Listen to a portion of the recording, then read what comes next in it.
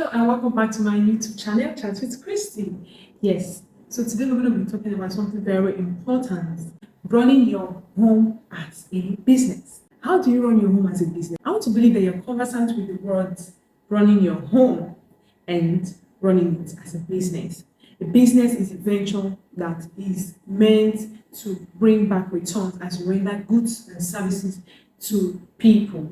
So when you bring it down in terms of family or in terms of running a home, what does it mean to run your family as a business? Family is God's agenda for rescuing humanity. Family is very dear to God.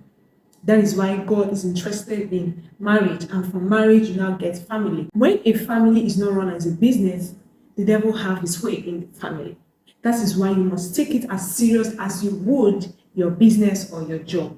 A lot of us run successful businesses but struggle to run successful family. Why? Because we do not put the same effort, the same energy, the same intentionality we put in our businesses to the family system. But that is actually supposed to be the first place you put all your energy. If you want to have a family, if you've decided, oh, I want to have a family, then you must be ready to run it like a business. What are the ways you can run your family as a business? Number one, have a family vision and mission. Yes, you heard me. You must have a family vision and mission. Any home that is run without a family vision and mission is heading nowhere, and if they're heading anywhere at all, it's going to be destruction. Families are supposed to have vision before it even starts, and that responsibility is for the parents of that home. That is the man and his wife. A man is supposed to have a vision for his life, and then when they come together as a couple, they are supposed to build a vision for their family, for their home, so that before the children comes in, there is already a system built for the vision and mission of the family, whereby the children just join themselves and become a part of. So when a home does not have vision and mission, everything goes haywire, everything goes left, right, and center, anything comes and anything goes.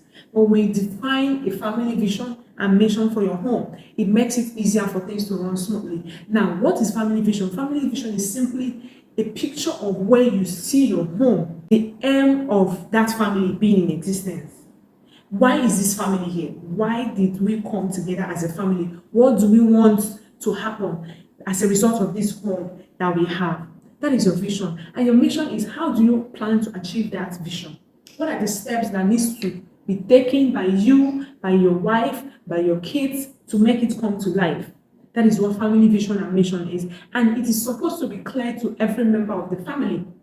So you need to understand that and create a family vision board and a family mission board for your home. Your family should not just be running anyhow. And not just to have it, you need to have it printed and pasted or framed where every single member of the family can see it, and you need to constantly talk about it as a family. Values are a set of rules that guide a person, the things you hold dear to you, to your heart, the things that guide your decisions and your lifestyle and your character, the things that makes you who you are. So that is what values are. So what are the values you hold dear to yourself?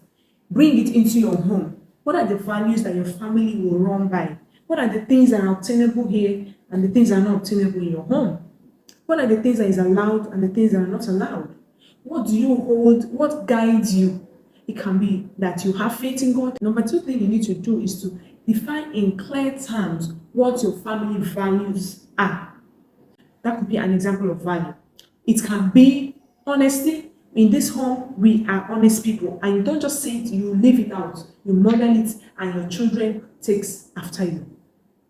Another example of values can be discipline. We are disciplined people. You know, when people say they are disciplined, just mean it in terms of being able to not take nonsense, not beat people or just being violent. But discipline is much more than that. Discipline is starting something and being able to finish it. Discipline is being tired of doing something and continue to doing it because it is what needs to be done.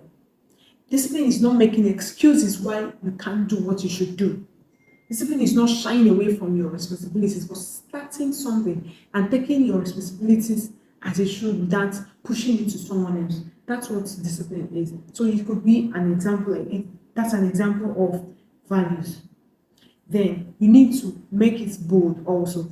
Inculcate it in your discussions as a family. Don't just assume that your children are going to learn how not to behave a certain way. If you have not taught them how to behave, if you have not stated clearly, this is what we stand for as a family, this is what we believe in, they are not going to learn it from strangers.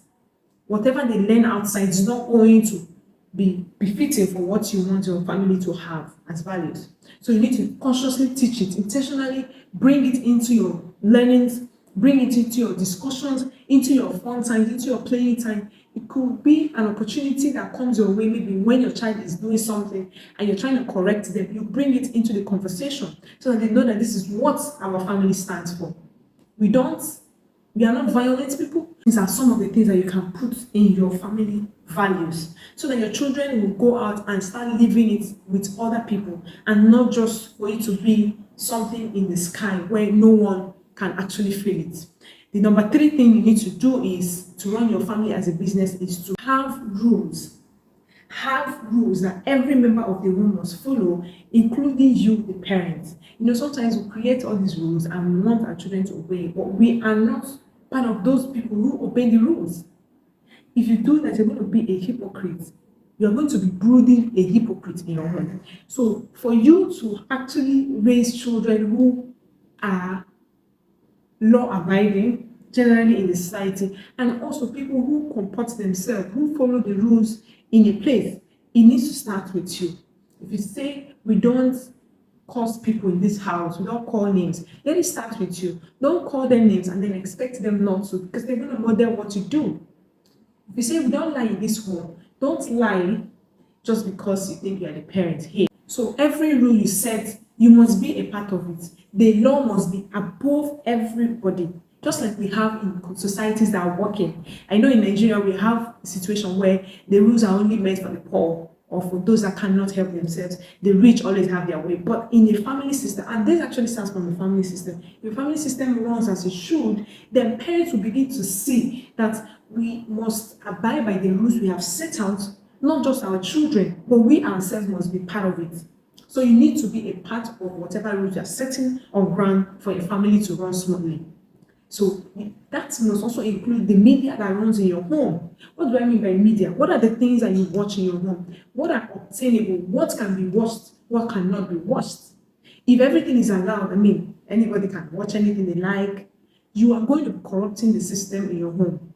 And you know that in your business, there are things you don't allow people to do around your goods or your work environment because you want to protect the interest of that workplace, rather. So you need to consciously put these things in perspective every day that you run your family. You see, this is more difficult than just letting things run anyhow and then want to maybe beat your child when they do something. But if you actually do all of this, you will find it easier to correct your child when they misbehave. And you also see that your children will misbehave less than when there is no rule or anything in the house that is made clear to every member of that home. So there has to be what is allowed and what is not allowed when it comes to media, the usage in your home, how frequent it is used, what is allowed, and all of that must be factored in your family rules. What are the words that can never be heard in this home? What are the music that can never be played in this home? All of those things, what are the programs that cannot be watched? You have to put them into your family system and make it clear to everybody. And you also is a part of that, remember.